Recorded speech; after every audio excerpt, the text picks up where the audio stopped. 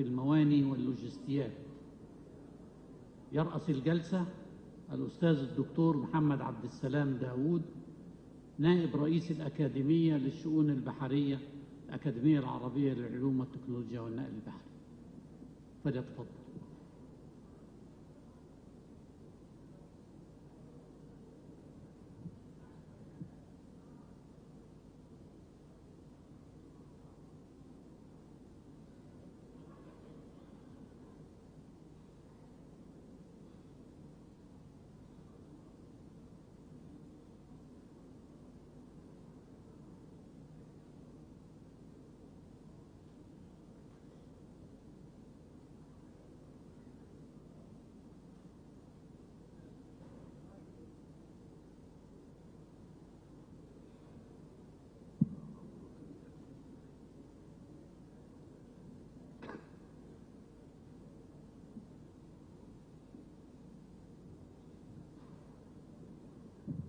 Good afternoon, everybody.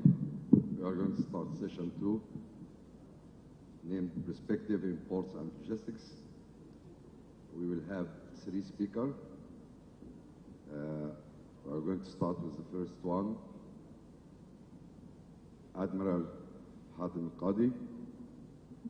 He is currently chairman of the Arab Federation of Chamber of Shipping, Alexandria Port Authority board member. Also, he is a founder of Gadimar. For some years, Admiral Al-Qadi has been the chairman of the Egyptian Chamber of Shipping, chairman of the Alexandria Chamber of Shipping, Supreme Council of Ports member. Admiral Hatem Al-Qadi is well known, bigger in the maritime transport industry through Egypt and the Middle East.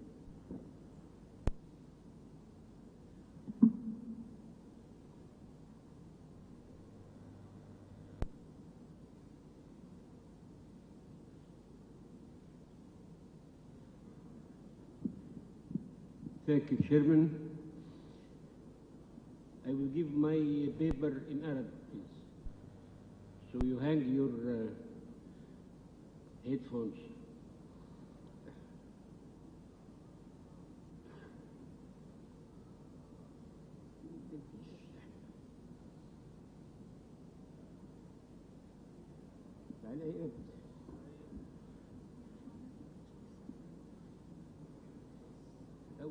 أول حاجة وقالت منين؟ من هنا؟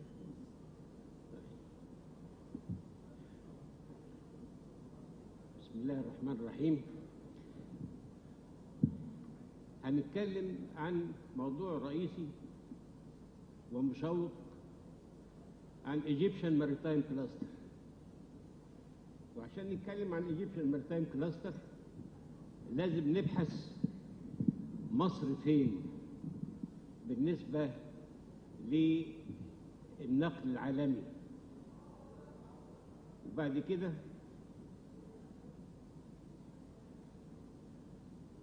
أنا عايز حد من IT يكون جنبي. حد يجي جنبي هنا من IT.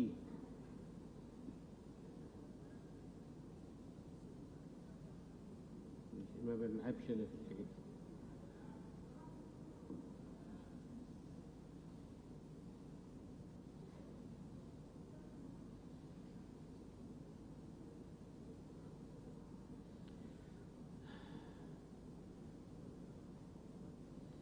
الموضوع الرئيسي بتاعنا هيكون موضوع من عدة نقط. الأول عن موضوع النقل البحري على مستوى العالم. بعد كده نعرف مصر فين بالنسبة للمؤشرات اللي بتوضح مركز مصر بالنسبة للنقل البحري وبالنسبة للتداول اللوجستي. وبعدين هنتكلم عن البضاعة المرة بجمهورية مصر العربية واتجاهاتها.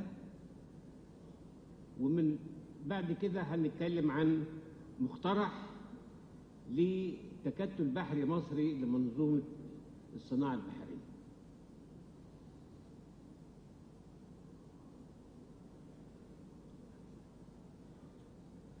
عشان نتكلم عن النقل الدولي العالمي، فبنقول إن مصر بتحتل مرتبة 19 من 157 دولة في مؤشر الربط البحري، المؤشر بتاع لاينر شيبنج كونكتيفيتي اندكس اند كونتينر بورت ثرو اوت. ده بيؤشر بيدينا بيان عن موقف الموانئ المصرية، موقف السفن اللي بتدخل الموانئ المصرية، موقف محطات الحاويات، محطات الشحن والتفريغ في الموانئ المصرية، وبالتالي بيدي مصر في هذا المؤشر، وده مؤشر مهم بتطلعه منظمة الأمم المتحدة للتجارة والتنمية، واخدة رقم مرتبة 19، مرتبة متقدمة جدا، بتدل على أن مصر خطت خطوات كبيرة جدا في البنية الأساسية في الموانئ، لكن في بعض الحاجات اللي هي بتنقصنا ان احنا نبقى نستغل المرتبة 19 اللي هي فيها الموانئ بتاعتنا احسن استغلال، فممكن نبقى العائد بتاعها يبقى اكبر من العائد الحالي اللي احنا بناخده. اللاينر شيبنج كونكتيفيتي اندكس ده مؤشر حطاه الامم المتحدة الانكتاد، بيقول العناصر التنافسية الخمسة في صناعة النقل البحري: عدد السفن، قدرتها على نقل الحاويات، الحجم الأقصى للسفينة، عدد الخدمات تنشر شحنات الحاويات في الموانئ المصرية. مصر متقدمة بالنسبة للمنطقة المحيطة فينا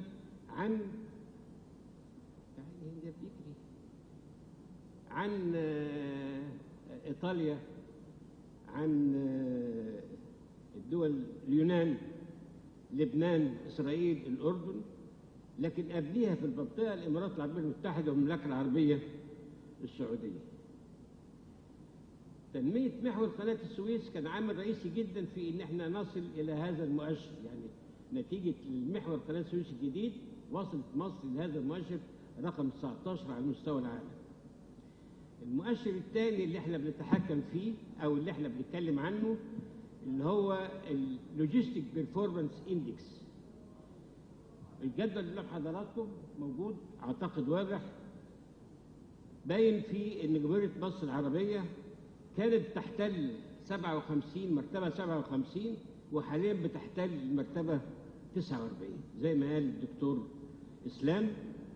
والمؤشر ده بيتكلم عن الجمارك والبنية التحتية والشحنات الدولية وكفاءة وجودة خدمات الدعم اللوجستي والتتبع ودقة التوقيت ومؤشر أداء الدعم اللوجستي، وبرضه بيصدره البنك الدولي. المؤشر ده بيوضح إن احنا ممكن إن احنا نتقدم في هذا المؤشر عن 49. دي ده كان فبراير 2017 المرتبة اللي احنا وصلنا لها 49. ممكن نجيب درجة أحسن من كده لو مصلحة الجمارك المصرية والرقابة على الصادرات والواردات والإشعاع والأجهزة الرقابية الأخرى تقلل من الخطوات البيروقراطية اللي تطلبها في تداول البضاعة داخل الموانئ المصرية.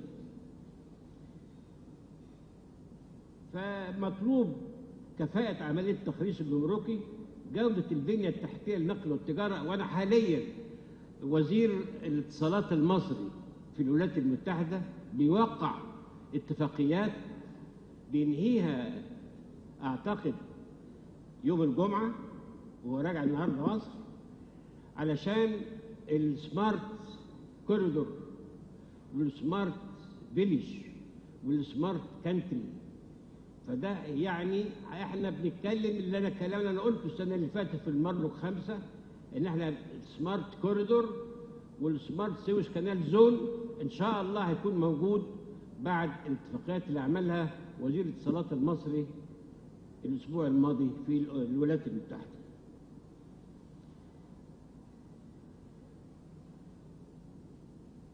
احنا المطلوب مننا ان احنا نحسن المؤشرين دول علشان نرتقي بالعمل في الموانئ المصرية، الموانئ والسفن والحاويات والبضاعة، تداول البضاعة، لأن البضاعة بيتكلم عن الصادرات والواردات وكفاءة الدخل القومي الإجمالي للبلد، وده بيديه اللوجيستيك بيرفورمانس اندكس، ده اللي بيوضح لنا الكلام ده. فلازم تحرير أسواق خدمات الدعم اللوجستي عشان تشجيع اللاعبين المحليين اللي هم المصدرين والمستوردين على زيادة جودة الإمدادات، وبالذات على قطاع النقل البري والجمارك اللي بتمثل أهمية في التوصيل الجيد للبضاعة من جانب الشاحنين الدوليين. توقيت وتكلفة الاستيراد والفوركاستنج للبضاعة بتاعتهم، كل الحاجات دي كلها أمور خاصة في صناعة اللوجستيات. وفي حاجة جديدة موجودة أحيانا دلوقتي، في ترند لتقليل المخازن. يعني النهاردة الصناعة الدولية بتعتمد فروم شلف تو شلف، مفيش تقليل بقدر الإمكان التخزين في سلسلة الحركة بتاعت الإمدادات. يبقى المخازن عملية إذا كان في تخزين يبقى فيها فاليو أدد سيرفيس، لكن عملية التخزين مستودعات فقط دي قلت على مستوى العالم في الوقت الحالي. طيب نيجي نتكلم عن النقل العالمي.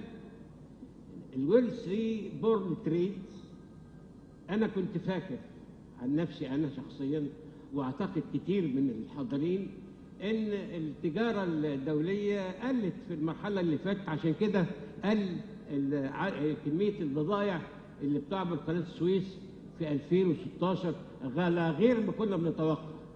لكن أنا فوجئت إن أنا في الجدول اللي قدامي اللي أنا جبته في يناير 2017 إن البضاعة بتزيد، الويلسي بورن تريد بتزيد. يعني الحاويات وصلت في 2016 لمليار 751 طن، والاستيميتد بتاع الفوركاست بتاع 2017 هتوصل ل مليار و832 مليون طن، بنسبة زيادة 2.45.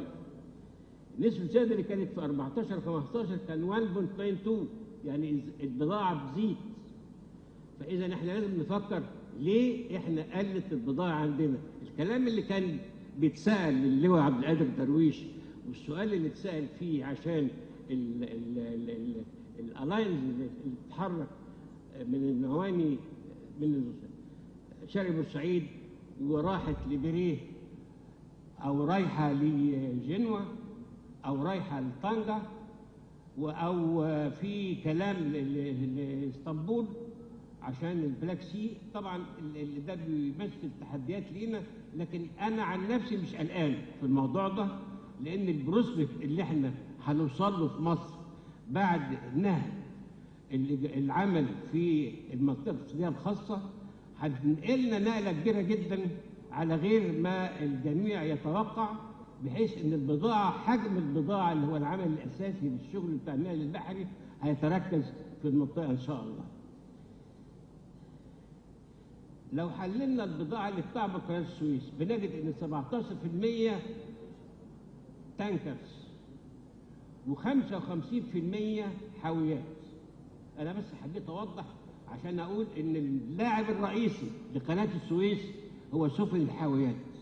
يبقى لازم نحترم هذه النوعيه من السفن، ولازم نقدم لها اقصى ما يمكن من خدمات سواء في العبور او سواء في الموانئ المصريه، لان هي دي اللي هتديني الانكم العالي في تداول البضائع داخل الموانئ المصريه، سواء في منطقه محور قناه السويس او في الموانئ المصريه عموما. في احصائيه ظريفه جدا خدتها من قناه السويس بتقول فيها ايه؟ لو بضاعه 100 طن بضاعه متجهه من الشمال من الجنوب للشمال، 47.9% من ال 100 طن دول الاوريجن بتاعهم الخليج العربي والبحر الاحمر وخليج عدن وشرق افريقيا، والباقي 52.1 من ال 100 طن دول جايين من الساوث اسيا والساوث ايست اسيا وفار ايست استراليا واذرز. الكميه اللي عدت ورايحه ديستنيشن الشمال هنجد ان 56% رايح للبحر المتوسط، و44% رايح للنورث ويست يوروب وبالتيك سي وايست امريكا واذرز. يعني تقريبا 56% من حجم البضاعه المتجهه من الجنوب للشمال، الوارده من الجنوب للشمال عبور قناه السويس، متجهه الى شرق وغرب البحر المتوسط وشمال البحر المتوسط والبلاك سي. لو نتكلم على اتجاه الحركه جنوبا، هتجد ان الاوريجينال الايست ميديترينيان والنورث ميديترينيان والويست ميديترينيان والبلاك سي 62% من حجم البضاعه اللي بتعبر قناه السويس. خدوا بالكم من الرقم ده، الرقم ده انا بالنسبه لي يعني مفاجئ ليا لو انا بحلل، انا بعرف احلل ارقام كويس. و37% وارد من نورث ويست يوروب وبالتيك سي وامريكا واذرز. يعني العميل الرئيسي لمصر المفروض يبقى المنطقة العربية في التجارة العالمية، مش في التجارة المحلية أو في التجارة البينية. المنطقة العربية والبحر المتوسط والبلاك سي.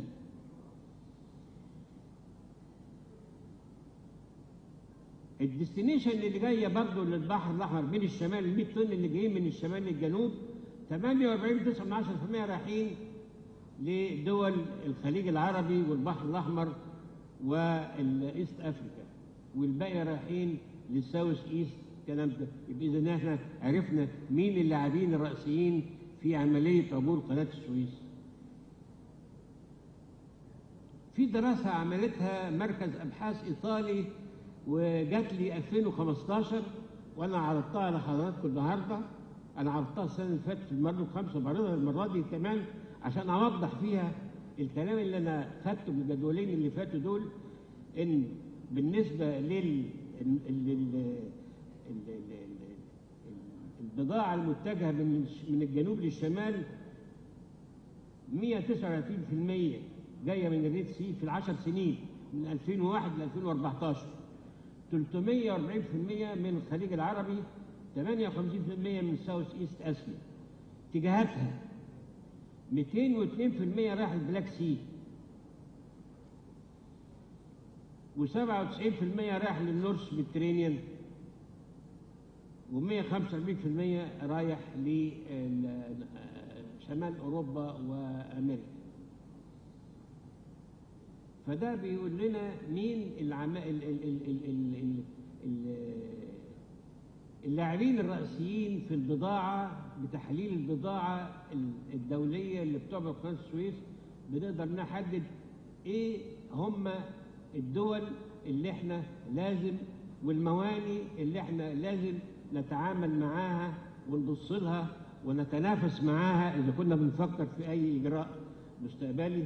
وبالتالي احنا فكرنا في اهميه انشاء تكتل بحري مصري، وانا بصفه رئيس اتحاد عربي برضه فكرت في انشاء تكتل بحري عربي وعرضته في بيروت الاسبوع الماضي، وانا بعرض على حضراتكم دلوقتي التكتل البحري المصري. وعشان نفكر في الموضوع لازم نحلم، فتعالى نحلم مع بعض. ربنا خلق الدنيا بأجرام، فتبص تلاقي ان في السماء الناس بتوعنا زينا اللي في القاعة دلوقتي بتوع الملاحة في كاسيوبيا والدب القطبي والمجرات. فربنا خلق الحاجات دي كلاسترز. فمن هنا الناس فكرت انها تعمل اندستريال كلاستر او ماريتايم كلاستر. فانا هتكلم على الماريتايم كلاستر. النموذج اللي قصادنا ده دلوقتي الماريتايم كلاستر فيه شبكه عنقوديه بين الدوائر دي كلها.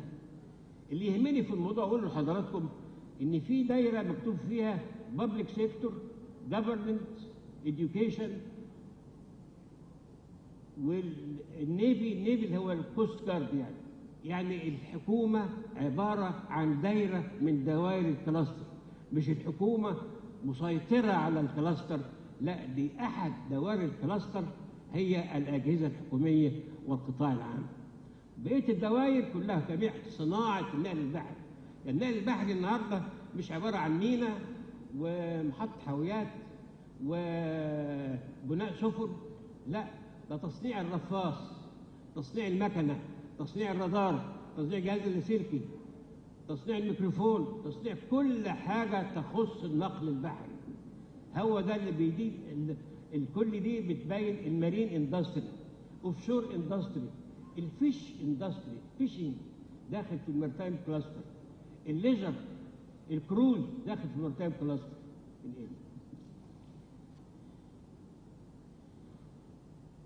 ففي يعني الدوائر بتاع مارتايم كلاستر قالوا السبع أدوار رئيسية عبارة عن الصناعة والترانسبورتيشن والريسورسز والسيرفيس والليجر والتوريزم والبابليك سيكتور والجفرمنتال اوثوريتيز والريسيرش. برضه انا وضحت برضه في الحته دي ان الحكومه عباره عن دايره من ضمن الدوائر بتاع المارتايم كلاستر، ما هياش عامل رئيسي، ده عباره عن اورجنايزر. اتفضلي. نيكست. النموذج ده خاص بالحاجه لوجستيه في بضاعه بتتنقل من اسبانيا لغايه ميونخ، فمعتمد ده بيستغل كل مراحل الكلاستر في النموذج ده. هنتكلم على الايجيبشن مارتايم كلاستر الحالي احنا عباره عن ايه؟ ملاك سفن، غرف ملاحه، وكلاء ملاحيين، محطات شحن وتفريغ، هيئات موانئ، احواض بناء سفن، مقدمي خدمات صيانه وتموين، مستودعات ومخازن، والمحافظه اللي بيدخل في نطاقها المينا. وبعدين اتعمل مجلس اعلى للموانئ، وبعدين اتعمل غرفه ملاحه مركزيه، وكان ده بيكون الكلاستر المصري. طبعا ده عاجز وناقص نقص كبير جدا يعني. فاللي احنا فكرنا فيه اللي احنا بنعرضه لحضراتكم دلوقتي الاتي. نيكست. ده البروبوزل اللي انا بقترحه، الايجيبت مارتايم كلاستر، ايجيبشن مارتايم كلاستر، عباره عن الاجهزه الحكوميه، معدات الصيد واحواض السفن. احنا عندنا احواض اسماك دلوقتي في قناه السويس، يعني مناطق احواض كبيره مهوله. منطقه قناه السويس الاقتصاديه من الكلاستر برضو، بناء السفن، تموين السفن، ملاك السفن، الخطوط الملاحيه كلها، الاكاديميه والمعاهد والمراكز دي حاجه رئيسيه في الكلاستر. النقل البري الداخلي، الانلت ترانسبورتيشن، النقل النهري، محطات استخراج البترول اوف شور، المنظمات البحريه، غرف الملاحه وشعبه النقل الدولي اتسترا، هيئات التصنيف والمحامين، الكلام ده كله. ده مقترح احنا بنقترحه عشان مصر تخش في منظومه المارتايم كلاستر. المنظومه تعتمد في مثلث قدام حضراتكم، في عباره عن 3 اضلاع. ضلع فيه كل منظومه صناعات وعمل نقل البحر، الحلقات كلها اللي دورتها دي كلها ضلع من راس المثلث. القاعده الثانيه الحكومه والمنظمات الحكوميه والقطاع العام. القاعده الثالثه الجامعات والاكاديميات ومراكز البحوث والمعاهد. دي الاعمده الرئيسيه، 3 بيلرز اللي بيعتمد عليها اي مارتايم كلاستر. يبقى لازم يكون الاكاديميات والمعاهد والمدارس اساس، والجفرمنتال انستتيوشن اساس ثاني، والاساس الرئيسي وتجدوا ان المارتايم اكتيفيتيز فوق، والحكومه والمعاهد تحت، عشان تحت دول بيخدموا اللي فوق. اتفضلي.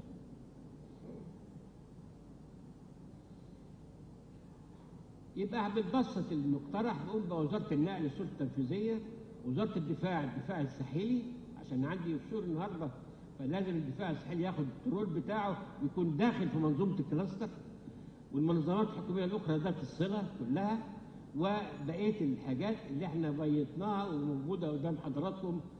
بدل ما المارتايم سيتي ما عندناش في دبي مارتايم سيتي، المفروض يبقى هنا في مارتايم سيتي برضه. منشات الصناعات البحريه الكبيره دي ما كانتش موجوده في الكلاستر قبل كده، مش موجوده في المنظومه بتاعت النقل البحري، لا كله داخل في المنظومه، الصناعات كلها اللي داخله فيها. نوادي الحمايه، التعاون الاوروبي، التكتلات البحريه، السحابه الالكترونيه، التكتل البحري، في سحابه الكترونيه التكتل البحري، عشان بنتكلم على سمارت كوريدور وسمارت بورد وسمارت رود، يبقى إذا نعمل سمارت كلاستر. نيكست. ليه احنا محتاجين التكتل البحري مصر للصناعات البحرية؟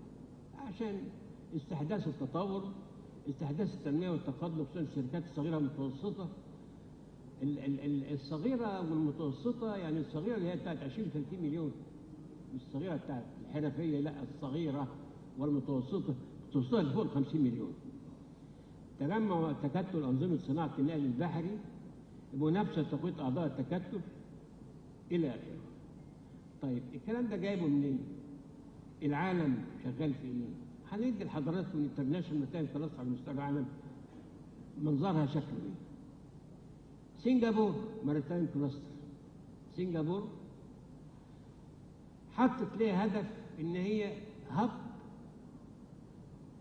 جلوبال بورت، هب ماريتايم نولج هب شيل بروبيل دي سنغافور ماريتايم سيستم، يعني جلوبال ماريتايم هب بروبيل بيدير السنغافور ماريتايم كلاستر، الرفاص بتاع سنغافور ماريتايم كلاستر.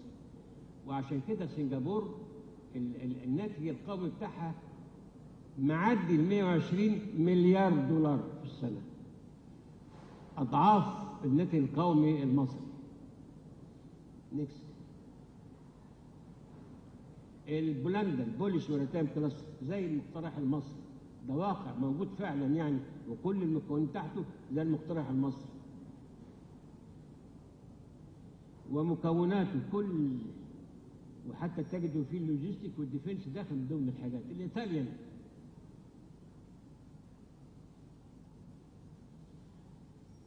اعتمدوا في الايطاليان كل الاسوشيشن المتعلقه بالنقل البحري، الحاجه والفيشنج ده موجود. البورت بايلوتش في الماريتايم كلاستر مش تبع المينا، ده شركه من الشركات تعمل داخل المينا. التوج مش تبع المينا، شركه من الشركات تعمل داخل المينا. عشان كده يبقى في تنافس، بدل ما انا اجري ورا المرشد يجري ورايا عشان هو هيجي له ايراد. دانش ده المثالي بالنسبه لي، الدانش ماريتايم كلاستر بلو دنمارك ده برضه دخل فيه الاوفشور والشيب اونر، ماريتايم اكويبمنتس، فاينانس، انشورنس، البروجكتس والماريتايم سيرفيس وريجوليشن وليجيسليشن اللي هي الحكومه يعني. المنظومه بتاعت الدانش فكرت حاجه كويسه، قالت سترونج كومن سكريتري ريليتد لمنطقه صناعه القرار. يعني انا عندي دلوقتي مدينه جديده، عاصمه جديده هتتعمل، انا احط الماريتايم كلاستر المصري داخل العاصمه دي، يبقى جنب الحكومه وجنب المنظمات وجنب البرلمان بتاعي، والسكرتاريه بتاعته تبقى موجوده في هذا المكان، ما تكونش في اسكندريه ولا بورسعيد ولا في السخنه، لا كان في المكان ده، زي اتحاد الصناعات مثلا ما هو موجود في القاهره. هيجي لنا بقى نيذرلاند، ده طبعا زيه زي الدانش. توضيح النيذرلاند هنا بس بيهمني في حاجه، ان الانكم بتاعه 26 مليار دولار الريفينيو بتاع الماريتايم كلاستر، ويشكل 60% من اجمالي صادرات هولندا، الماريتايم كلاستر في هولندا. نيكست. بعد اذنك ست اللغه بس عشان الوقت. حاضر. النرويجي نفس الحكايه. نيكست. الجريك نفس الحكايه، بس عامل حاجه جديده، عامل كلاستر في لندن وكلاستر في نيويورك عشان يشغل، لان يعني العولمه بالنسبه للنقل البحري خليته يعمل كلاستر في مدن ثانيه عشان يوجه الاسطول بتاعه. اوروبا كلها عباره عن ماريتايم كلاستر، اوروبيان ماريتايم كلاستر، وقدام حضراتكم في خريطه. حتى الفرنش ماريتايم كلاستر موجود قدامكم على الخريطه. تونس والمغرب من ضمن الفرنش ماريتايم كلاستر، عشان كده في صناعات في تونس والمغرب بتخدم الصناعات الفرنسيه وبتخدم الصناعه الدوليه. يعني زي العربيه الدوجا اللي بتصنع في المغرب، 100% مش تجميع زي هنا، لا 100% بتصنع في المغرب نتيجه انها هي دخلت في الكلاستر. المثلث ده بقى مهم جدا زي ما قال اللواء عبد القادر، الفاليو بيراميد اوف ماريتايم كلاستر. البورت سيكتور الداون ستريم بتاع الفاليو ادد سيرفيس، الشيبنج سيكتور الميدل ستريم بتاع الانكم، الماريتايم سيرفيس الابر ستريم بتاع الدخل بتاع صناعه النقل البحري. يعني مش عمليه ان انا ازود الرسوم والتعريفه ان انا هجيب ايراد كبير، لا ده ايرادك مش هيزيد قد ما يزيد الايراد لما تزيد الحركه داخل الموانئ المصريه. الفيجن، ايه الفيجن اللي احنا بنفكر فيه المطاعم الرئيسيه؟ اعمل براندنج لمصر. يعني ايه؟ مصر تبقى الكور بتاع الماريتايم افريكا، ودي اهم حاجه في الموضوع النهارده. يعني مصر تبقى الكور بتاع الماريتايم ميدل ايست، مصر تبقى الكور بتاع الماريتايم ميديترينيان، مصر تبقى جلوبال هاب كانتري فور ماريتايم سيرفيس اكتيفيتي، هاب كروز بورت، هاب امبورتس، كروز ديستنيشن از بير اباف فيجن. ده اهم حاجه نتيجه بقولها لحضراتكم من الفيجن، واعتقد يعني ممكن تحقيق الكلام ده؟ لا ممكن تحقيق الكلام طبعا. الميشن واضحه قدام حضراتكم، اهم حاجه نشر ماريتايم بلان ونشر كلاستر استراتيجي. نيكست. هاو تو بيلد الماريتايم كلاستر. يعني انا رؤيتي ان انا 2020 2022 لازم يكون عندي مور اتراكتيف بورت، وده موجود. مور اتراكتيف ايكونوميك كوريدور، ده المفروض يكون موجود. مور اتراكتيف كلاستر المفروض يبقى موجود. مور اتراكتيف كانتري جاري المفروض يبقى موجود، وجاري بس نسرع في هذا الموضوع. هاو مور اتراكتيف بورد، اعمل دايناميك ترافيك فوليوم انفورميشن سيستم، وده زي ما قلت وزير الاتصالات هيرجع، اعتقد من الاسبوع الجاي هتسمعوا حاجات واتفاقات كبيره جدا هتتعمل في مجال الاي تي داخل جمهوريه مصر العربيه. المور اتراكتيف ايكونوميك كوريدور، احنا اتكلمنا السنه اللي فاتت عن ان مصر عباره عن فريت كوريدور، فبالتالي ايكونوميك كوريدور يبقى ليدرشيب ثرو بيبل. تشالنج اوف سويس كانال تو ريز ذا سي بورن وورلد تريد، ما يقلش. انا عاوز تشالنج السويس كانال تو ريز سي بورن تريد. وشالنج بالنسبه تشالنج بالنسبه للمنطقه الاقتصاديه عشان تبقى الامباكت اند وورلد تريد تشالنج تو سويس كانال ايكونوميك زون عشان اكتر البضاعه، فلازم يبقى فيه برضه عبء على المنطقه الاقتصاديه عشان نوصل نستغل المكان والموقع. لازم نعمل الكلام ده. سمارت لايك، سمارت بورد، سمارت رود، سمارت تانلز اتسترا. اكتيفيتيز زي ما قالها اللواء عبد القادر، ال ان جي ستيشن فور بانكرينج، فيول ستيشن، شيب بيلدينج، ريسايكلينج مش موجود عندنا نعمله اتسترا.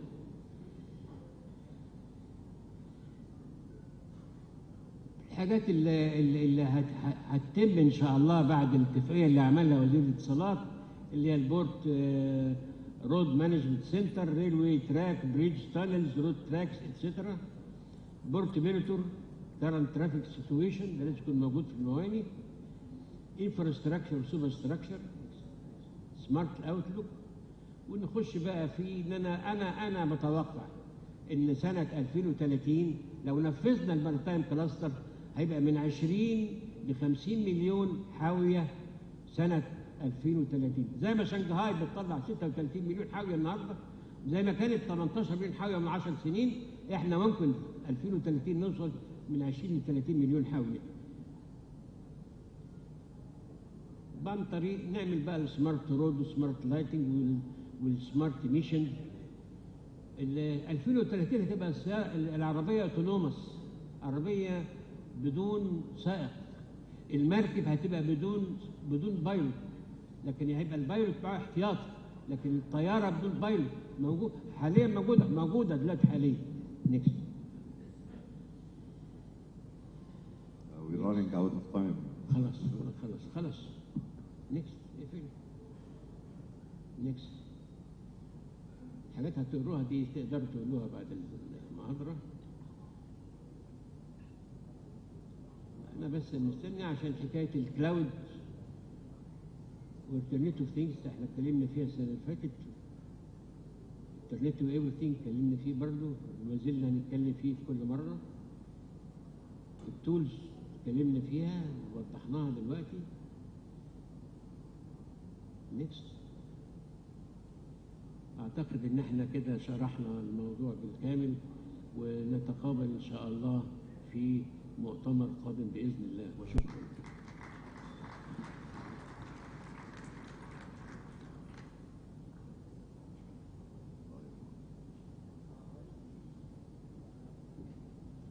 Thank you, Admiral Hatem Qadi. And let's, as you said, let us dream together, hoping one day our dream will be true. بعد إذن حضرتك هنكرم الدكتورة كلها. طيب حاضر. بعد إذن حضرتك رئيس الجلسة.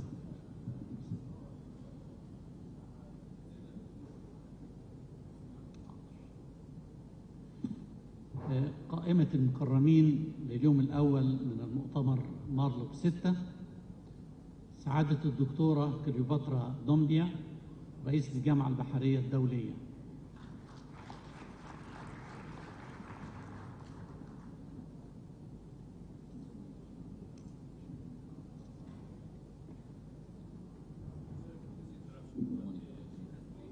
نعم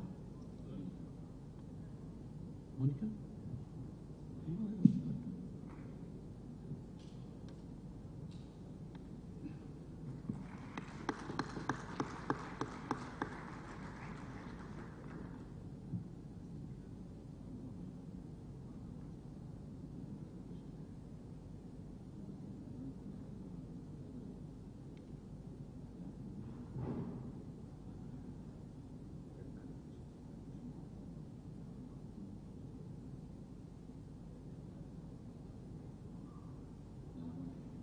الأستاذة مونيكا بونفلي رئيس القسم التجاري بميناء مارسيليا فرنسا.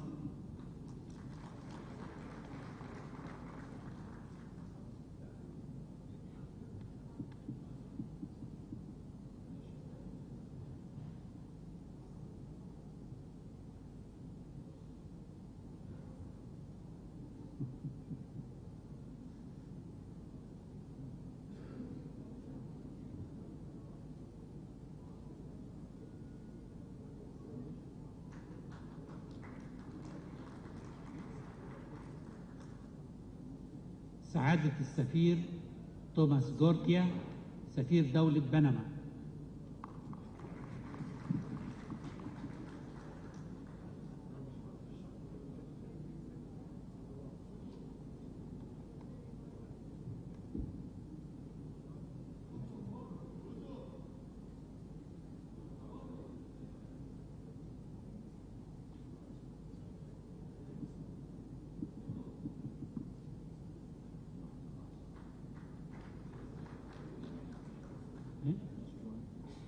لواء بحري محمود حاتم القاضي رئيس الاتحاد العربي لغرف الملاحة.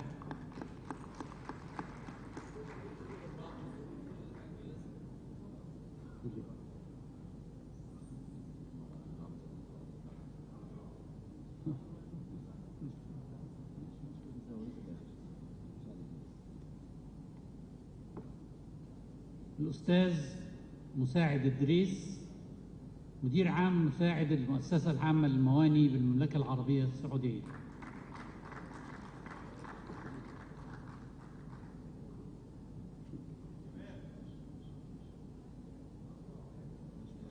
الكابتن عبد الله بن محمد الزهراني مدير عام ميناء الملك فهد الصناعي بينبع المملكة العربية السعودية.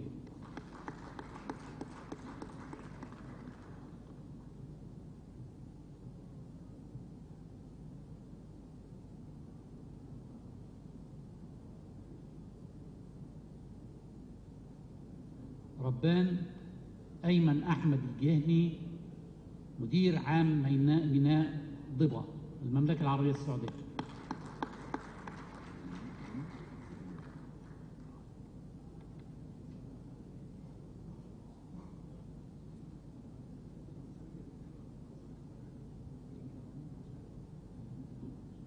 الأستاذ أيمن بدوي مدير العلاقات العامة والحكومية لشركة مواني دبي العالمية للسخنة وراعي المؤتمر.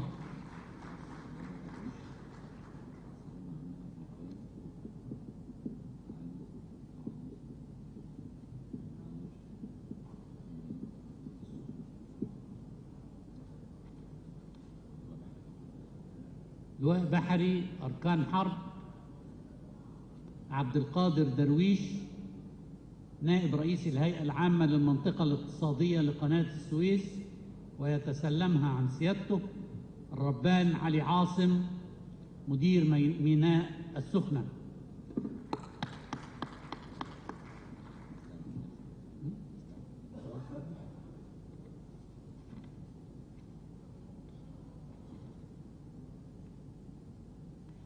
نستأنف جلسة. اتفضل يا فندم.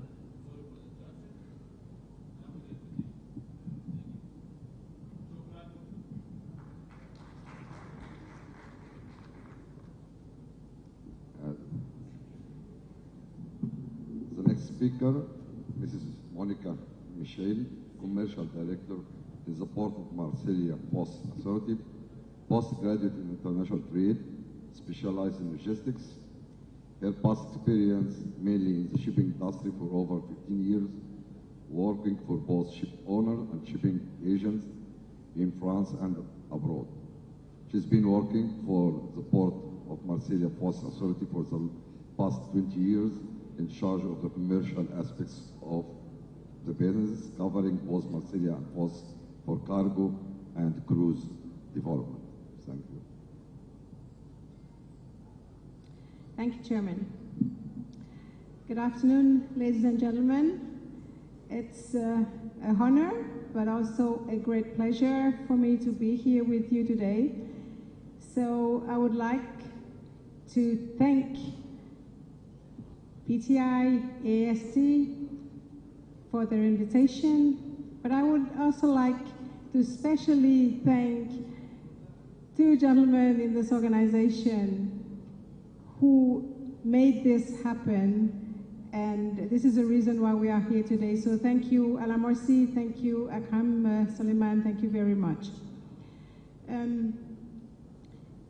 I would like, during my presentation, I'd like to keep to the 20 minutes, hopefully, to share with you what we are doing in the Port of Marseille, how we have achieved what we have achieved to date, and what we have in mind for the future.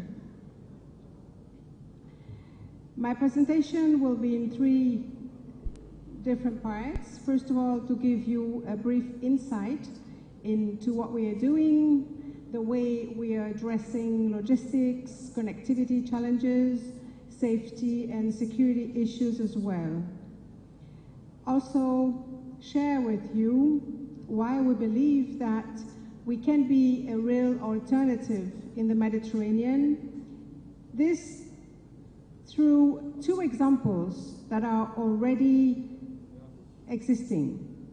Second part will be Marseille-Fos, the smart French port.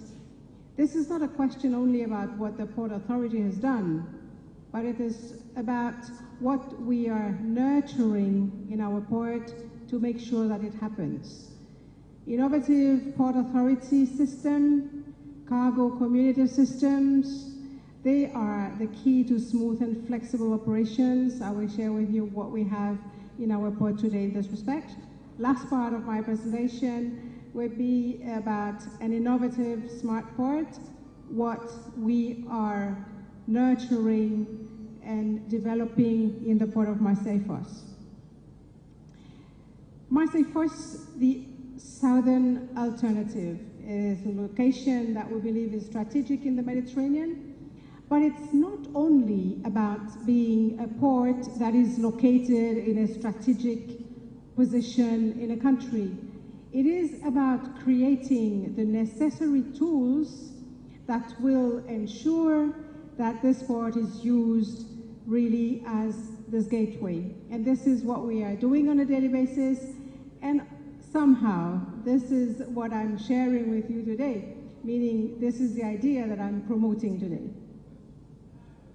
The port of Marseille-Fos, you may ask yourself, why Marseille, why Fos? We have two major harbors, one that is located in the city of Marseille, and 60 kilometers west, we have Fos. And between Marseille and Fos, in fact, we are offering multi-purpose services. We have the Marseille-Provence International Airport that is located right in the middle between our two harbors. We are a multi-purpose port that is operated by one port authority, and we belong to the French government. We are serving our domestic market, so we are a market port, and our vision is to ensure that not only do we remain a market port, but also to go beyond our borders and to ensure that we are also covering those markets that are outside France. This slide here gives you some information on the figures that we handled in our port, 81 million tons last year, 7,500 calls. We are not a huge port, we are not Shanghai, we are not Rotterdam, but small is beautiful, and we believe that in the Mediterranean we are doing quite a good job. So we, in the future, we want to continue being this multi-purpose port that offers services for all types of activities. A brief information on our trade exchange with Egypt. Today, it represents some 18,000 TEUs, totally balanced, meaning 50% import, 50% export, which is very interesting for shipping lines, because when you have an imbalanced market, a shipping line will need to position empty containers, and this is not the case when we look at the trade exchange between our port and your ports. We have 7 direct shipping services that connect Marseille-Fos with Egyptian ports. Some information on our facilities. I mentioned Marseille and Fos. On the right-hand side, you have a picture of Marseille, focusing on the container terminal at the far end over there. We have a small container terminal that caters for the Mediterranean market. We are hosting smaller ships, and at the same time, we also have several dedicated terminals for all types of services, like ro-ro, like small bulks. We also have ferry passengers there. We also have cruise facilities, where we are hosting some 1.6 million cruise passengers last year. On the left-hand side, we are in the industrial area of Fos. This is where we have our 2 major container terminals. These container terminals are operated according to European standards, and we are currently hosting 16,000 TEU ships on both these terminals. 59 direct liner services are connecting our port with the world. We have 14 east-west services. All the alliances that are trading today are calling our port. 45 north-south services, including, of course, the Mediterranean area. You will notice that 45 north-south services means that for us, the Mediterranean is so very significant, so very important. This is where we have those shipping lines that are covering this area. And as you can also see, 33 of these direct services are offered from Marseille Eastern Harbor, from really the port that is serving the Mediterranean. Addressing logistics, connectivity challenges, safety and security issues, Marseille-Fos, an alternative Mediterranean solution. This is already the second part of my presentation. We are a tri-modal port in the Mediterranean. By tri-modal, I mean that we are the only port in the Med to offer a river network for containers. We have rail network and, of course, a highly extensive highway network. The modal shares that you can see here of course, the biggest share of this is covered by trucks, 82%. The river network is covering 8% and rail network 10%. Our intention is slowly to reduce the road transport and to enhance whatever needs to be done regarding the river and the rail. Very briefly, you have some figures here on the distances and that are covered from our ports. We are handling like 500,000 trucks per year. An interesting point I wanted to highlight is that the turnaround time for a truck, by the time it gets in the terminal and gets out of the terminal, is measured. It's of 35 minutes. We have an inland waterway that connects Fos terminals with inland destinations like Valence, Lyon on the Rhône River, but also further north on the Saône River, to places like Chalon and Mâcon. There are 2 private operators that are offering the services to these inland destinations. Of course, the river network offers the most environmentally friendly mode of transportation for cargo, and I'm talking about cargo in containers, of course. Regarding the rail, you remember I mentioned that we have 2 major harbors, 60 kilometers apart. We found it important to ensure that for the customers, despite the fact that they are distant of about 60 kilometers, that there's a train connection for the cargo to move freely between Marseille and Fos. Freely is not really the name, I cannot qualify it as being free because there is a cost to it, but it's a very, very low cost to move a container from Marseille to Fos. It's 50 euro a 20-footer, 75 euro a 40-footer, for example. But for us, the rail network is extremely important because this is the tool that allows those 7 operators that are mentioned here on the slide to offer services to and from our port to various destinations inside France, but also outside France. As you can notice, as an example, we have 3 trains per week connecting Fos with Ludwigshafen in Germany. We have 9 trains per week connecting our terminals with Antwerp.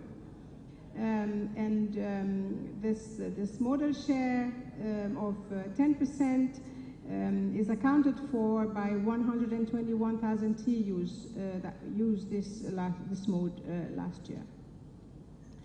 This brings me to another important aspect of the business when we are in a port, is to try as much as possible to ensure that cargo is located not too far away from the facilities, because on one hand you have a customer that is the shipping line who will decide or not to call your port, and on the other hand you have the shipper who will decide or not to use your port for their cargo.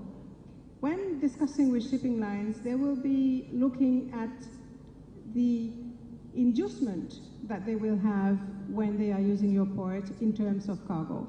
So for us, this is a real success, whereby there are 5 large logistics platforms that are located within 30 kilometers from our port. And we have like 3 million square meters of warehouses that are operational in the area as of today. But this is still developing, and of course we can imagine that in the future we will have more facilities that will be opening. As a port authority, we created 2 platforms, Fos District Port and Fos Fian. You saw them most probably on the slide down below, Fos District Port and Fian. And some major names have decided to set up their business on these platforms. You have a company like Mattel. Mattel is importing toys into Europe, and they are using our terminals in Fos to import their cargo and they have a 40,000 square meter warehouse where the containers are devanned and the cargo is redistributed into the country. Maison du Monde, for example, which is a company that has shops all over France, they are importing 100% of their cargo through our facilities. Somebody earlier mentioned the importance of safety and security for cargo when we are in a port. This is also very important for us. Our facilities are all ISPS compliant. We have invested in cameras. Our terminal operators have also invested in their own cameras within their perimeter. We have developed security squads both on land and on water. 3 surveillance boats are operational round the clock. Excuse me. So, just to round up this part of my presentation, 2 examples to share with you about the way we position ourselves as an alternative in the Mediterranean for cargo that is either going to North Europe or that is coming from North Europe going to the Mediterranean. The first example is an export example. We have trains that are connecting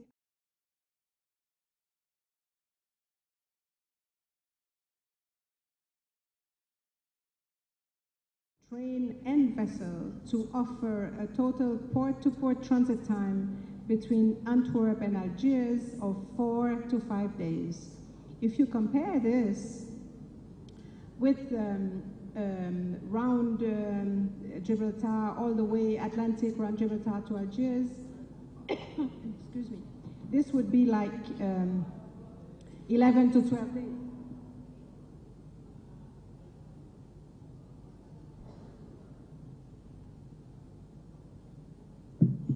So this is an example regarding export. I have the same example regarding import.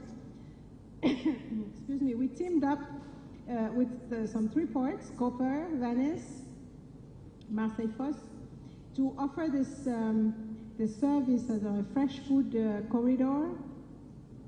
This project is, of course, something that is very important for us. I'm very sorry, but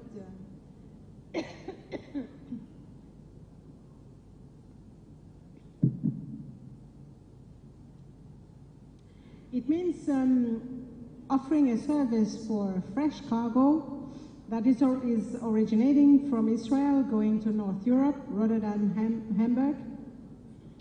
Total transit time from port to port, 7 days. Containers are loaded on ships, discharged, customs formalities, phytosanitary inspection, containers are loaded on the train and delivered to Rotterdam. Total 7 days. If you compare this with an all-water service from Israel all over to Rotterdam, it's about 13 to 14 days. We're talking of perishable goods in reefer containers. So you can imagine when you're gaining some 5, 6, or 7 days for this type of cargo, how important it can be. Innovative Port Authority and Cargo Community System. Marseille-Fos has developed its Neptune Port system, which is a port authority system for the 31st century, we believe. In fact, it's a global port system that accommodates, of course, the ships in the port, that federates and synchronizing all the actors. When a ship comes, you have the shipping agent that will input the information in the system. The same system will be used by the customs, by the Port Authority Harbor Master, and ensuring that the service at the end of the day that is provided to the ship is quality service and is secured, service. The Neptune is a single window system which supports the transparent maritime operations for the stakeholders. This information will be available to those persons who would be interested to learn more about it. Regarding the cargo side, We have a very efficient system that is called AP+, and this system also links up all the stakeholders that are involved in the business and is a sort of one-stop shop for those connected players.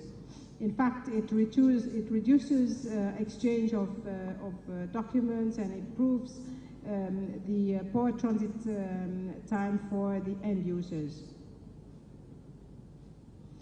The AP Plus is now moving to CI5, which will ensure entire supply chain connection with a smart door-to-door goods tracking.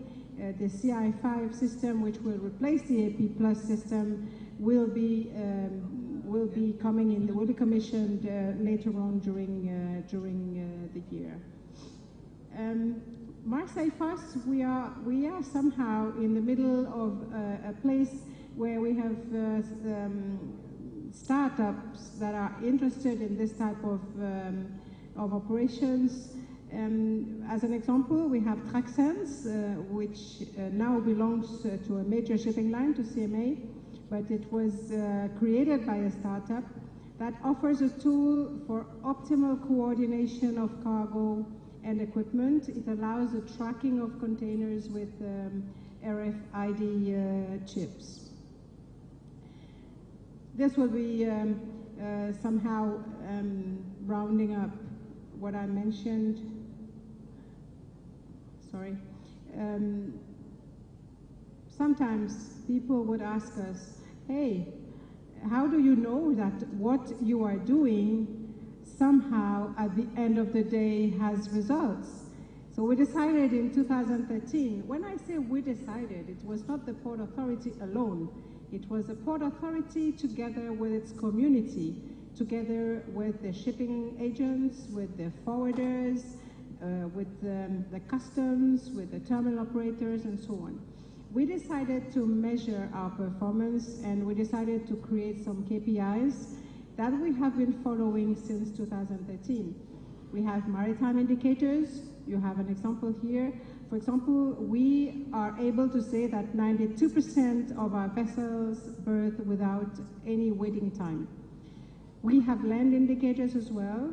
We are able to say that 100% of our trains are operated upon arrival. We also have cargo indicators, and these indicators, we are working with the customs to ensure that we have the proper data in a timely manner. And the indicator here allows us to say that customs formalities are carried out within 6 minutes, meaning by the time you have entered the information into the system, and when you click enter, it takes 6 minutes to have the go-ahead from the customs. Last part of my presentation, Port of Marseille, an innovative smart port. We have smart cities, we have smart communities, we are all becoming smart. So the ports also have a role to play in this respect. We have land, we have the facilities, we are, of course, in an environment that requires us to be, how can I say, to ensure that we are leading the way and giving example. Marseille is the first port in the Mediterranean to offer the possibility to 3 ferry ships on an experimental setup to plug the ships onshore. Now that we have been able to go ahead with this, we are working on the way for cruise ships to benefit from these types of facilities in our port. We also have large ship repair facilities, and we are also progressing on how the ships that are there to be repaired can also be plugged in the same way. Here you can see the picture whereby you have the port. We are in the port. In fact, Marseille is a landing station for subsea cables, And we have this company here that decided to set up a data center in the port, and hence being as a leader in the sector, they will be able to offer information highways to the connected companies in Marseille in a secured and highly connected environment when we're talking of big data. This is the end of my presentation, and just to mention that as a port in the Mediterranean, we are in the heart of a market of some 810 million consumers. So we are, in the best possible way, as much as possible, trying to build the future and to benefit from this geographical location in Southern Europe. Before leaving you, I would just like to remind you that what we would like is to find ways to develop our trade exchange between Marseille-Fos and Egypt. We have dedicated facilities in our port for reefer containers. We have experimented an innovative approach with when using environmental friendly mode to dispatch cargo when talking of perishable cargo inside Europe. And I'm holding a workshop tomorrow at 11, and during this workshop I will provide more details, so looking forward to seeing you then. Thank you very much for your attention. Thank you, Monica. And the next would be His Excellency Mr. Thomas Guardia, Ambassador of Panama. He has a bachelor's degree in law and political science, also got postgraduate diploma in diplomatic studies and master in public policy. His last professional experience was Director General of International Organization and Conference Ministry of Foreign Affairs of Panama. Thank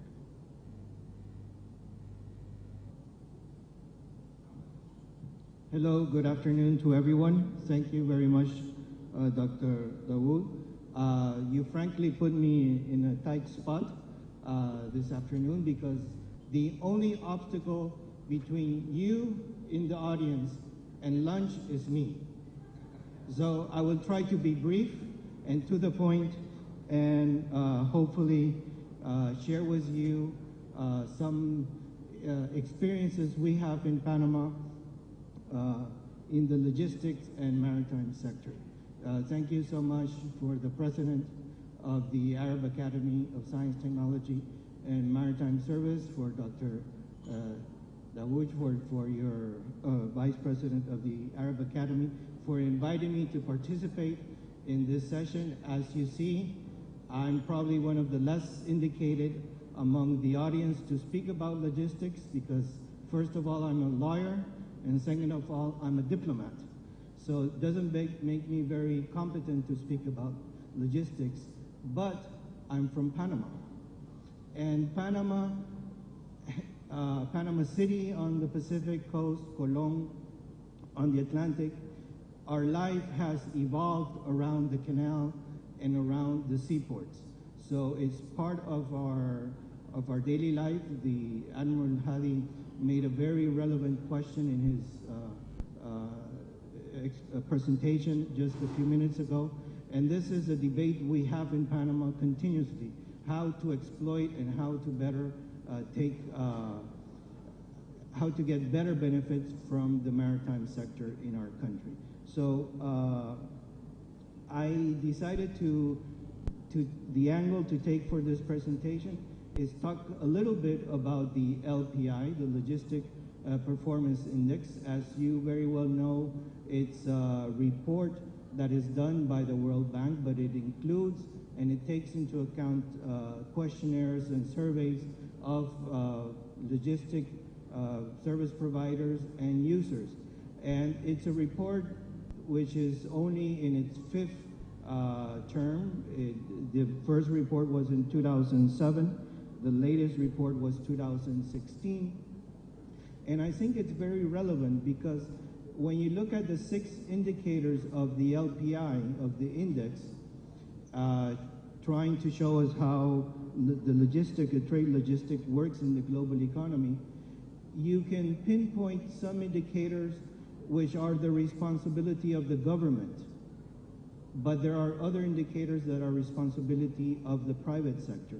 So this goes back again to one of the issues discussed before by previous speakers of the logistics is a joint venture. It's a joint venture between government, the public sector, and it's a joint in its participation, and the drivers has to be the private sector. So this is something that I think the LPI highlights, and it's interesting for us to look at.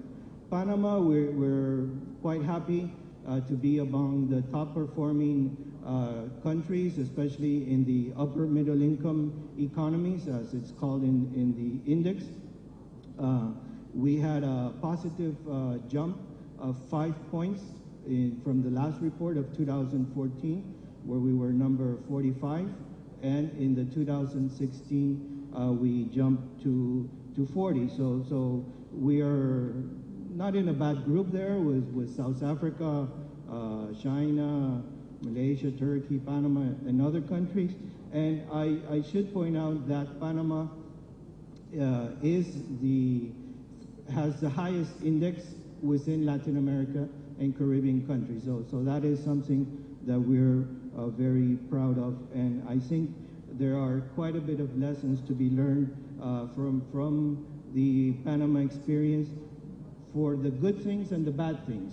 It's not just the good things. We have to learn from our mistakes. So I think this is something that is relevant for us and how to keep improving. I'd like to take the opportunity to also say and congratulate Egypt because Egypt had a very impressive jump from the 2014 to the 2016 report, I believe of 13 points in the ranking. If my numbers are not mistaken, from number 62 to number 49. That's 13 points. It's a very high jump that Egypt made. Panama is a quite small country. We're only 4 million inhabitants. The population is the size of probably one of the suburbs of Cairo. So it's a quite small country in population, and also in land territory, about 75,000 square kilometers. But we have a tradition, a historical tradition of trade, and this is what has been the motor of our economy. We are basically a service economy. About 70% of our GDP is from service, the tertiary sector of the economy, services. And I wanted to show this slide here. I'm sorry that I didn't get it in English, but you can probably guess from the slide that almost 1/3, 32% of the whole economy comes the revenue from international trade dedicated to logistics, or the other way around, I should say, logistics dedicated to international trade. So that means that for us, it's a vital aspect of our economy. And out of that 1/3, which is the pie chart on your right, it's disaggregated in the left pie chart. Most of that comes between the canal, the revenues that the canal makes, and the maritime sector. So when you add them up, the canal and the maritime sector, it's almost half of revenues for logistics dedicated to international trade. The other sectors is the duty-free zone, Zona Franca, as you see in Spanish, which is in Colón, which is the biggest duty-free trade zone in the Americas and among the world, number 2. And the other one is the air transportation and telecommunications. But I just wanted to highlight that for us, logistics for international trade is very important, and that's why we are very keen on seeing our progress on the LPI. This has been the evolution of Panama and the LPI.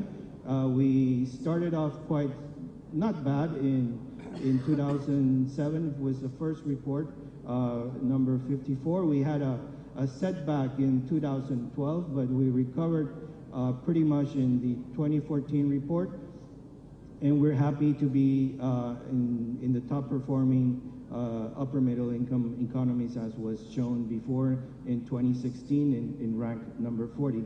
I think this radar graph, which compares the different indicators and how they evolve according in time, shows us pretty well the areas where Panama has been progressing and showing us the strengths of Panama under the LPI, some thanks to the private investment and private sector in improving the quality of logistic competence, for example, or even of tracking international shipments and tracking areas. But it also shows the importance of the public sector and the public investment, and that is shown mostly in infrastructure. And this is something that I want to dedicate the rest of my presentation about. And I should highlight as well the issue of customs, and this is what the LPI does. It brings the customs into the logistic platforms. Just about 5 or 8 years ago, when you talk about logistic platforms, you rarely, at least in Panama, it was rarely mentioned that customs was part of the platform. And with the LPI, it's very clear that you need to have very clear and very smooth custom procedures in order to facilitate the logistic activities. So these are the main strengths of Panama, according to the latest LPI report, international shipment, logistic competence, and infrastructure.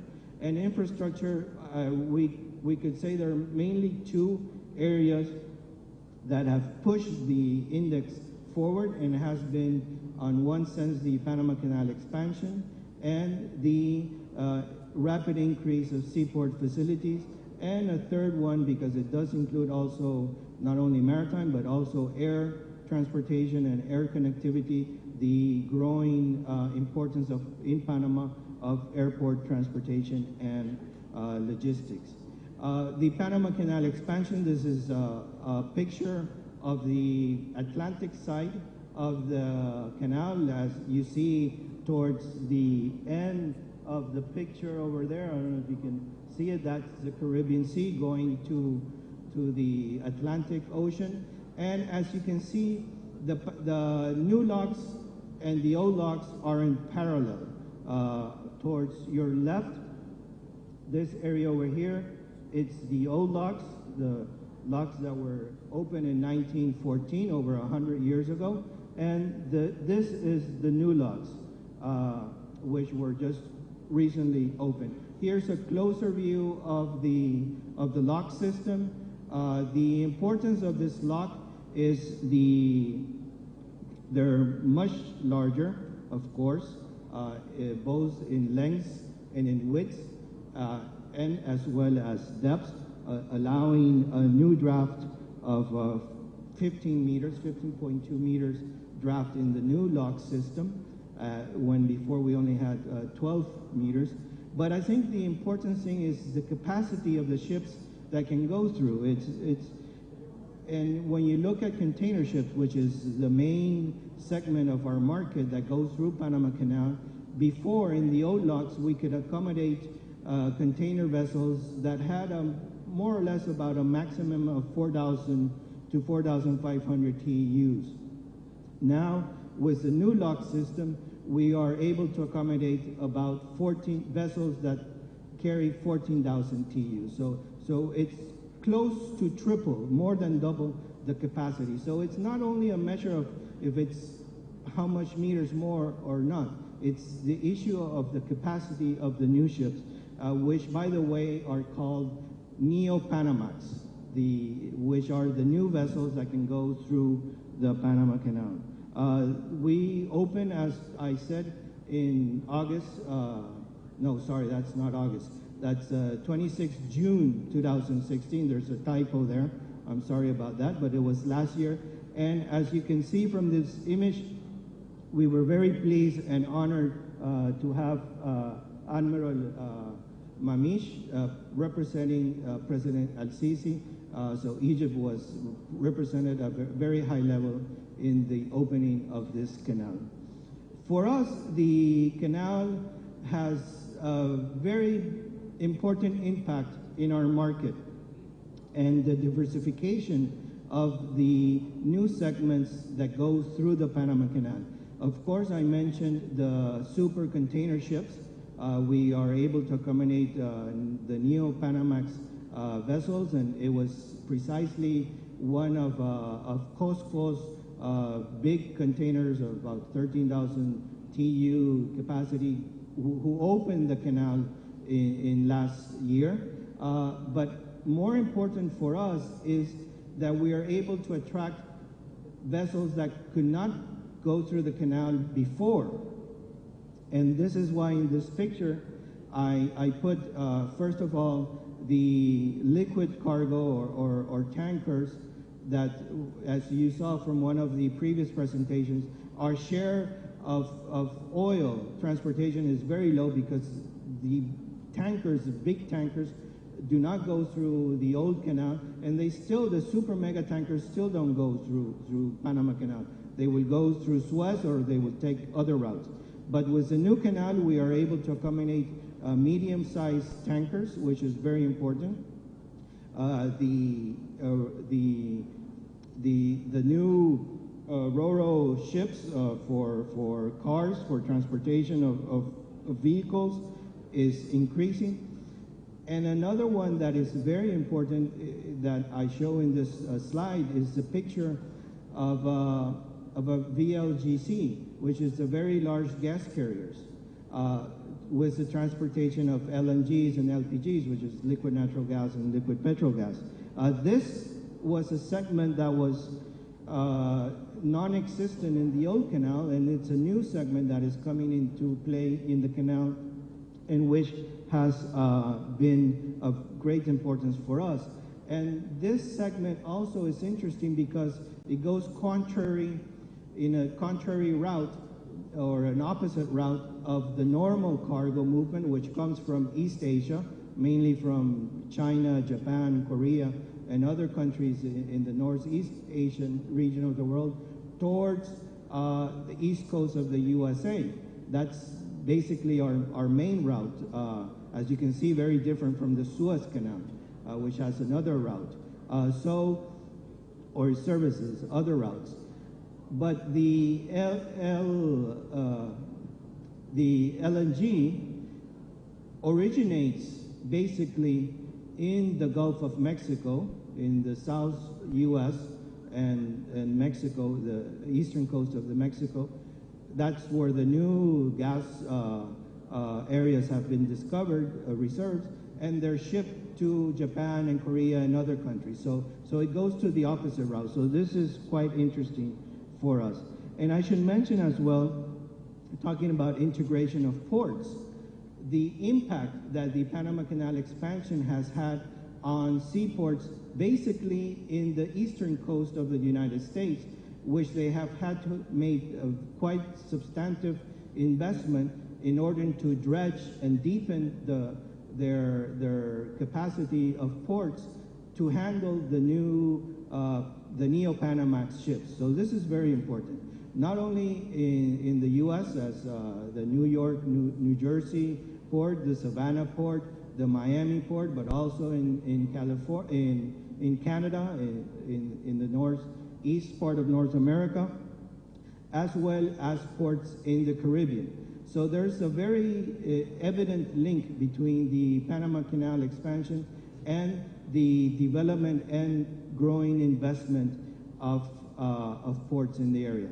So this infrastructure project was financed by public sector, and this is very important, I think, to say. This is the latest figure for fiscal year 2016. Unfortunately, the fiscal year is from September to September, so these numbers do not pick up very well the financial impact that the canal has had in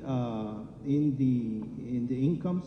But of course, 2016 was a difficult year for everyone in the industry, I believe. We had a slight drop in the income, but it's a very small drop. But I think also the other interesting thing of this figure is that almost half of the revenue of the canal comes from container cargo, from container ships. So this is quite interesting, and it's the importance of the containerized cargo for the canal. In the previous figure, I forgot to mention that since the opening of the canal in June 2006 up to March this year, we are breaking the 1,000 benchmark of Neo-Panamax transit. So it's not bad at all for Panama.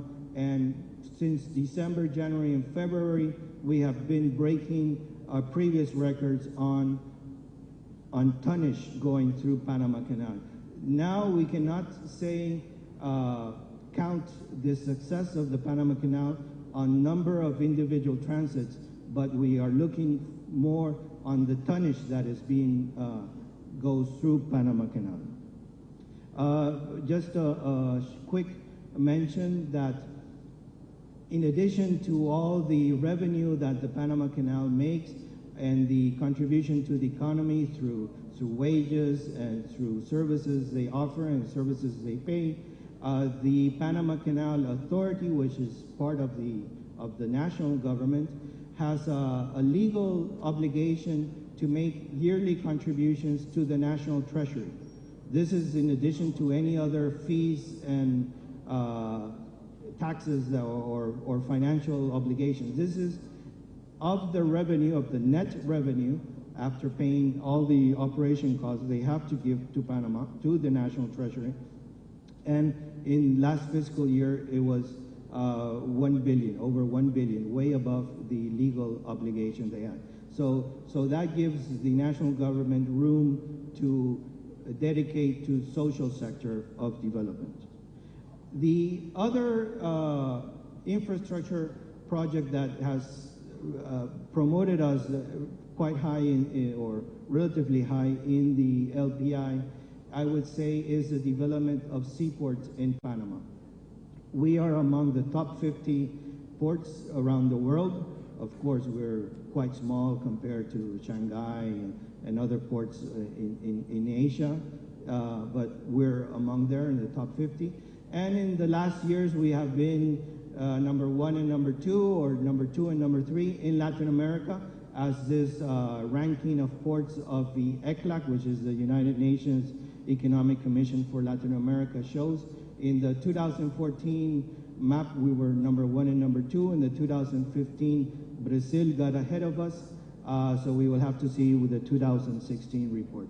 But what I think is interesting about the port activity is that when you look back just about, 15 years ago, only in the 1990s, Panama only had 2 ports, one on the Atlantic side and one on the Pacific side. And this was when the U.S. government transferred or reverted the management of those ports to the government of Panama, and they were run by the governmental sector. We only had 2 ports, and as you can see, we only moved 180,000 TEUs, which is very small.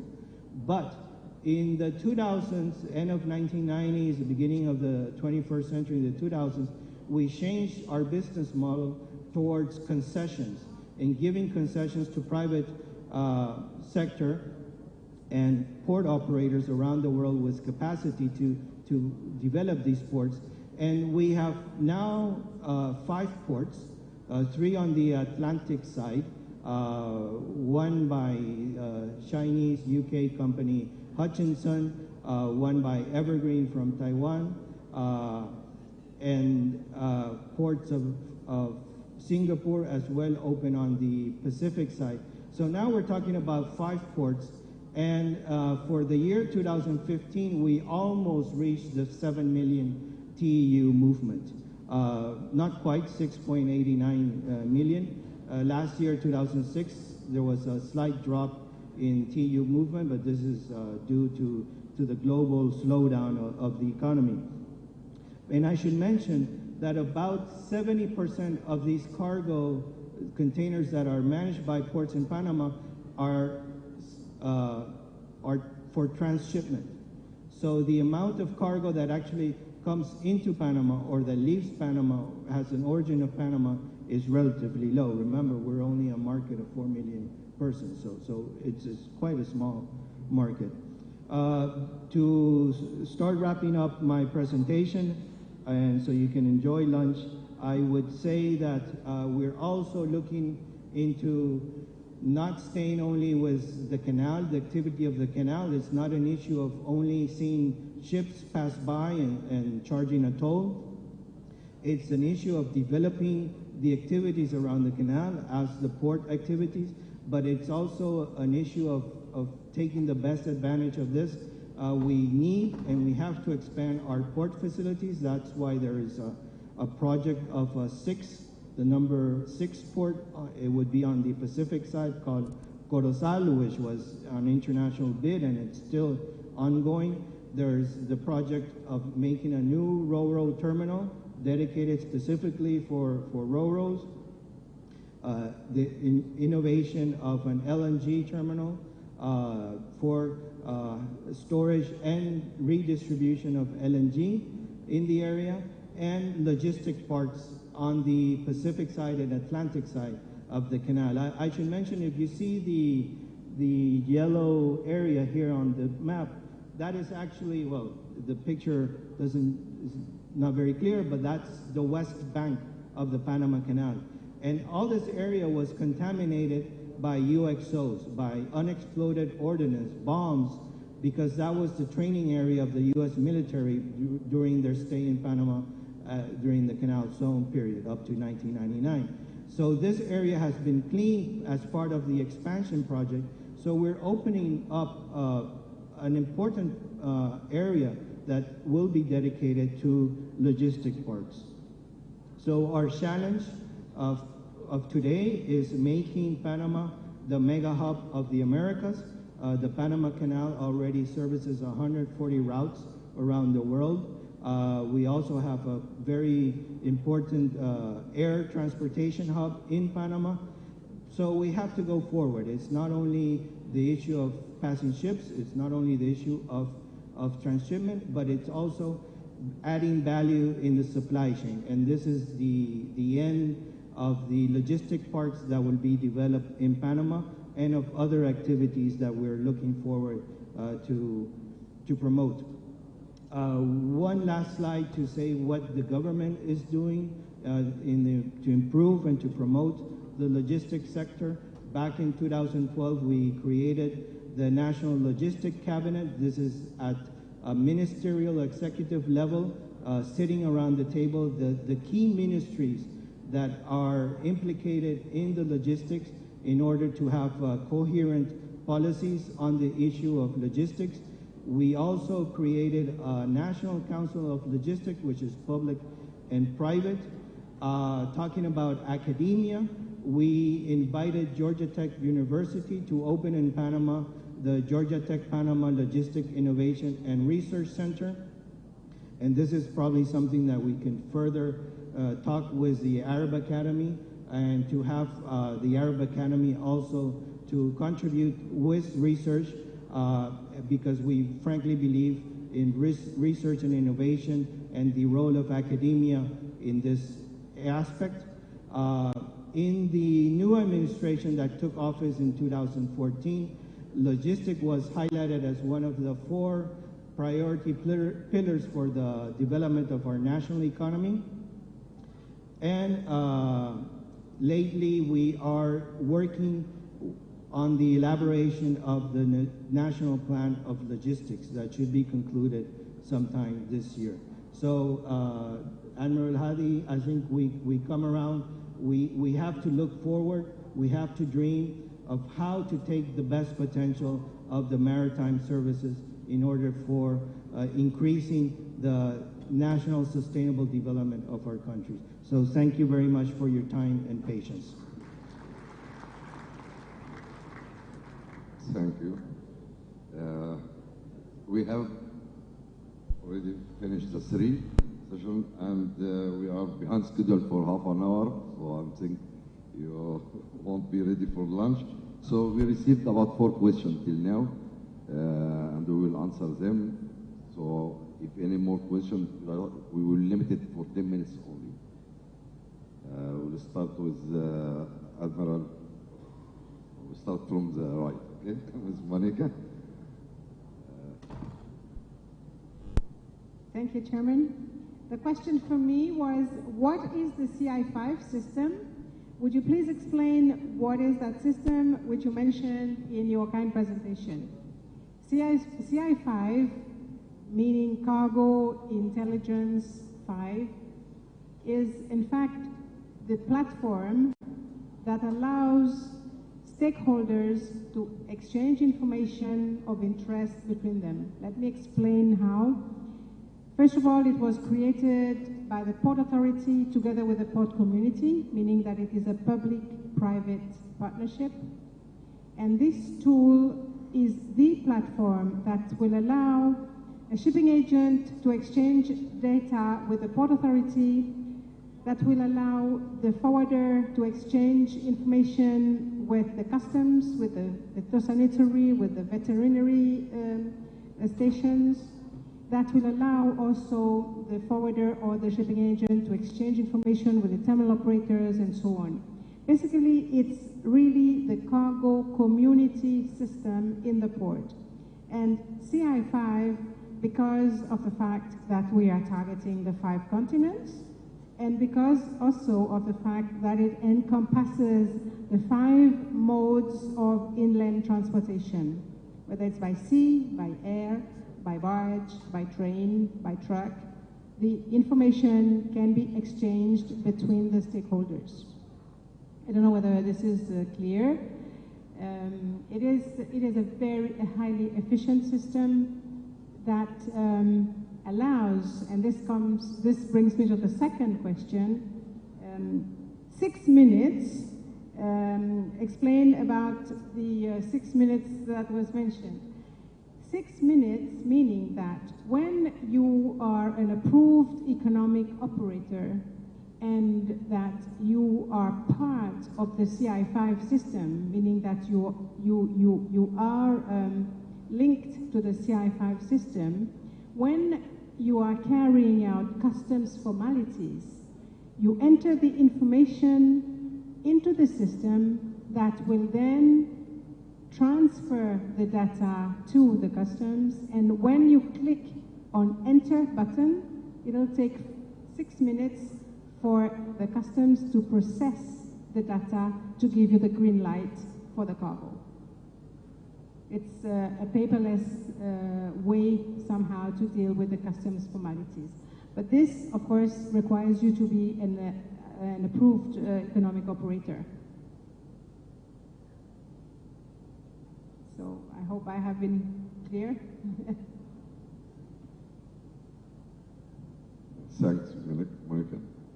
Next will be Admiral Hatem Qadi. He has got 2 questions as well.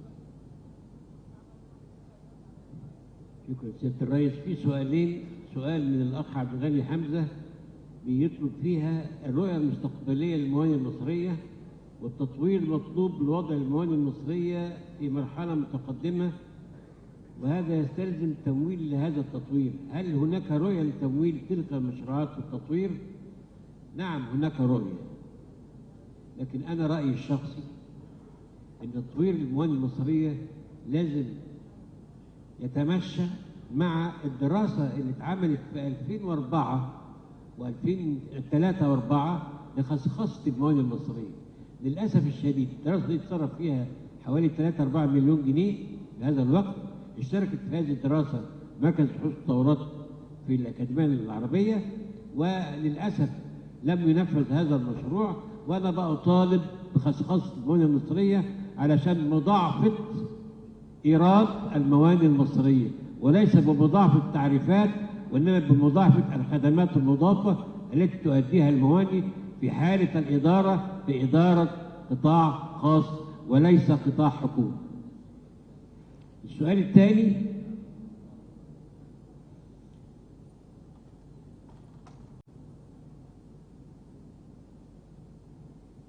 هل هناك خطوات فعلية في تقليل الوقت اللازم والمستغرق بين مصلحة الجمارك وغيرها والجهات الرقابية لزيادة المؤشر الرقمي؟ في خطوات فعلية. سنة 2001 كانت الحاوية بتستغرق 27 يوم عشان تخرج من الميناء المصري، كانت بتاخد 32 توقيع. أيام الوزير يوسف بطرس طلع قرار 106 وخفضت الكلام ده كله، بقى من 2 ل 3 يوم. النهارده بقت من 3 ل 4 ساعة الحاوية ممكن تخلص إذا كان صاحب الشأن اللي هو المستورد جاهز أوراقه قبل ما توصل البضاعة.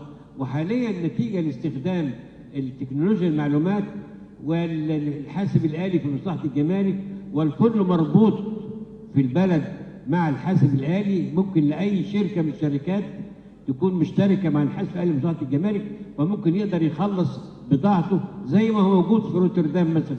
ممكن يتعامل في مصر، ممكن يتعامل في مصر، لكن هي العملية عملية ثقافة عامة بين المصلحة وبين المستوردين والمصدرين. أنا أعتقد بعد تعديل قانون الاستيراد الحالي اللي طلع من حوالي 4-5 أيام ورفع قيمة التأمين للمستورد بحيث يبقى رأس ماله ما يقلش عن 2 مليون جنيه، أعتقد العملية دي هتحجم العدد اللي موجود في مجال الاستيراد وتخلي ناس بروفيشنال يشتغلوا في مجال التجارة الدولية.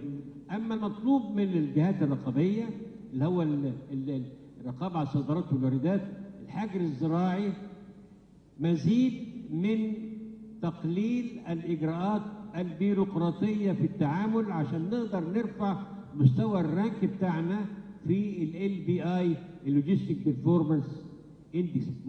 ممكن سهل. العملية مش عايزة تكنولوجيا، العملية عايزة شوية قرارات تصدر من الجهات.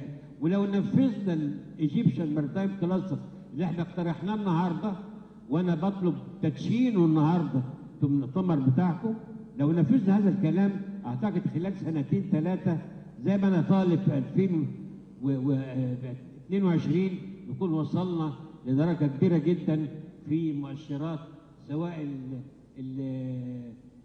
مؤشر الربط البحري أو مؤشر الكفاءة اللوجستية Logistic Performance Index. شكرا سيد لو. Now we come at the end of the session 2. I would like to thank Admiral Mahmoud Hatim Al-Qadi, Mrs. Monica Bonvered, and His Excellency Mr. Thomas Gravier, and we will have 15 minutes to be outside so they can arrange for lunch. Thank you.